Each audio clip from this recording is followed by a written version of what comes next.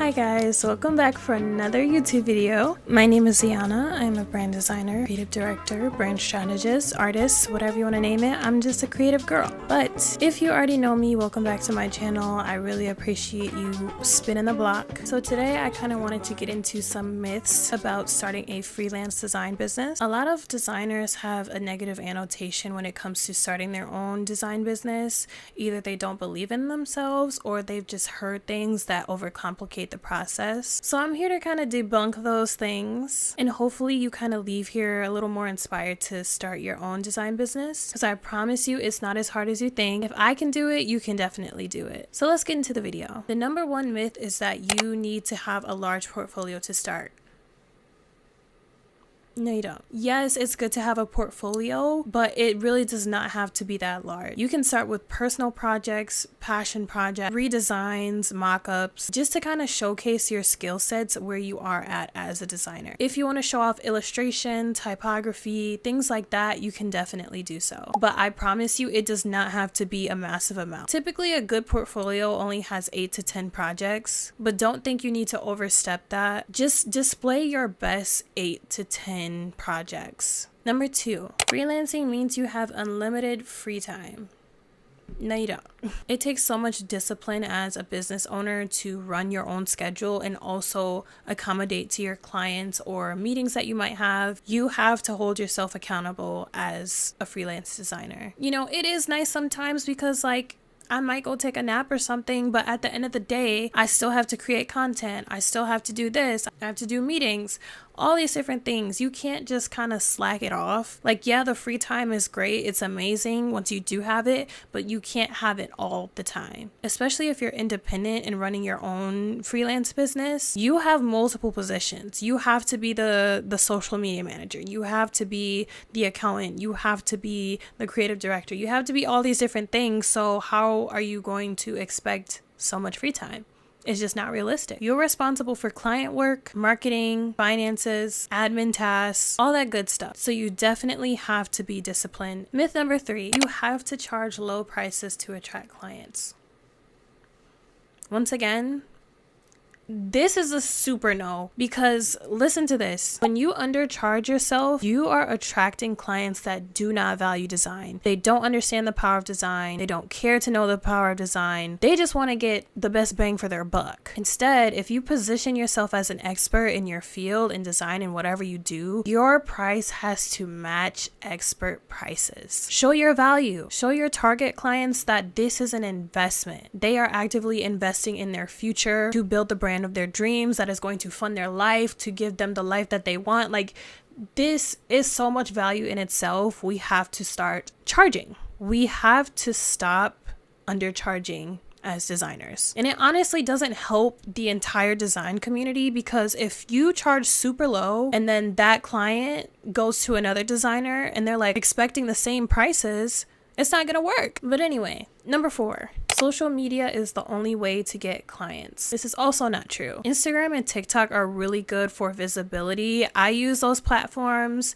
I'm now on YouTube, as you can see. Pinterest, all these different platforms are really good places for people to potentially find you. But also networking has done wonders. SEO, even cold pitching to clients has kind of done wonders for me as well.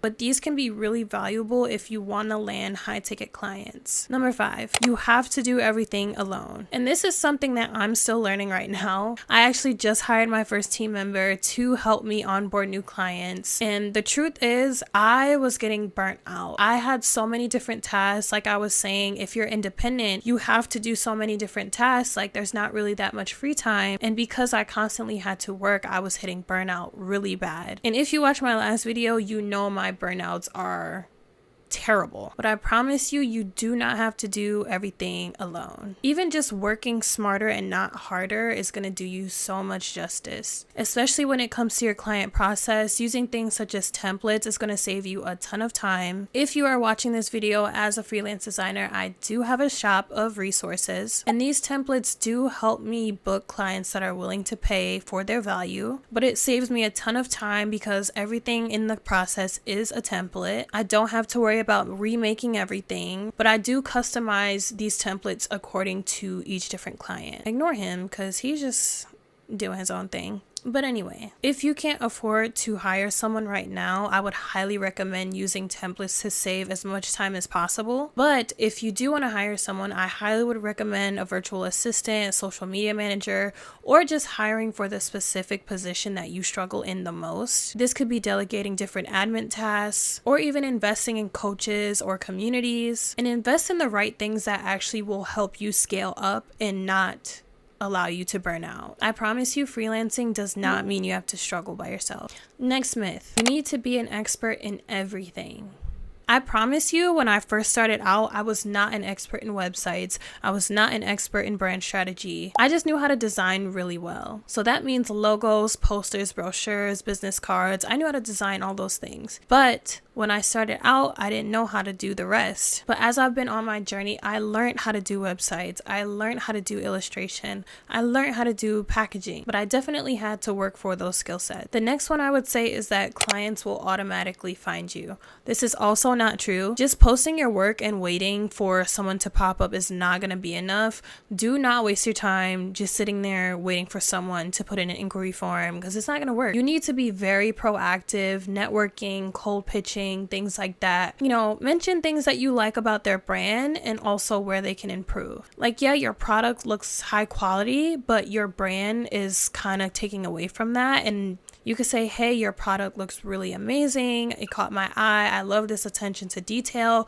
But, you know, that logo looking crazy. You know what I'm saying? You don't have to necessarily say that, but something along those lines to help them become better as a brand. If you want to increase how they will find you, though, you have to incorporate SEO, which means having a website. You kind of have to make yourself discoverable. There are people who are constantly looking for work to be done. They just haven't found you yet. And I have to tell myself this pretty often, because I could be posting content for a month straight, but if these people do not find me under the right keywords, it's just like, what are we doing? We're wasting our time. We don't like to waste our time. So yeah, make sure you're engaging with potential clients to increase your visibility. And I guess this last one is a huge one. Revision should be unlimited to keep clients happy. Don't do that. Don't do that. I did that one time, and guess what happened? I crashed out. I drove myself crazy. I went insane. I fired the client. I almost had to take legal action, but it was insane. Do not, when I cannot stress this enough. Do not let your clients have unlimited revisions. Pinky promised us anything. Do not let these clients have unlimited revisions. They are going to abuse that as much as they can. And especially if they're already really indecisive, just imagine how many revisions and extra hours of labor and work that you're gonna have to do just to satisfy them when they're already not even satisfied with so many different options you've presented. What you want to do is clearly define how many revision limits do they have. For me, I typically offer 2 rounds of revisions, and that is stated in my contract. And if they sign my contract, they know that's how many they're getting. But make sure you also mention that in your deliverables. Hey, you only get 2 rounds of revisions, you only get 3 rounds, whatever you want to do, that's completely up to you. Okay, I guess I'll give you guys one more, just for the extra sauce. Freelancing is less stressful than a 9-to-5. Freelancing does give you a lot of freedom, but it takes so much willpower to do this, guys, because you know why? It is a commission-based job. That means your finances are always uncertain. Financial uncertainty can lead to so many stressors, especially if you're someone that likes to feel secure in their finances and like their future and career. It is not for the weak. You better have a backup plan with a backup plan with a backup plan in case one month you do not book anything. You really have to be thick-skinned to deal with the financial uncertainty, the client management, and the different self-discipline challenges that freelance is going to push onto you. But if you have really good systems, really good boundaries, it is going to make everything really manageable. So overall, I would say if you're not built for this, that is okay. You know, keep creating. You know, maybe you want to work a job that has a salary, and that's perfectly fine. You can still be creative that way. But But if you want to freelance, just know you absolutely have to create systems that work for you, that is going to be manageable and disciplined, because 1 month you might not book a client. Sometimes I have really huge months where I'm making 5 figures. Sometimes you can get 3-figure months. It is insane. But this is why we scale our freelance businesses. We do other monetization methods like affiliate links and YouTube and sponsorships and all those good monetization methods we can also integrate into our freelance business. So there's other ways to make money aside from just clients. But yeah, I hope you guys enjoyed this video. If you did, if you made it through this video, leave a tulip emoji so I know who's watching me. And if you haven't already, please like, comment, and subscribe on this video. Subscribe to my channel. Your support means everything. I really appreciate you guys. This is my 2nd video. I can't believe I'm just doing this. Also, let me know how you guys like this filming style. I did switch it up from previously. Before I was filming on my Sony. Now I'm just filming on my phone and using my microphone. But let me know how you guys like this filming style. Let me know if it's working better. Or would you prefer me to go back to my Sony camera where the audio is a little but let me know. I'm here to grow with you guys and have fun on this journey. But yeah, I really appreciate you guys being here, and don't forget to leave the tulip emoji if you made it, and I'll see you guys in the next one.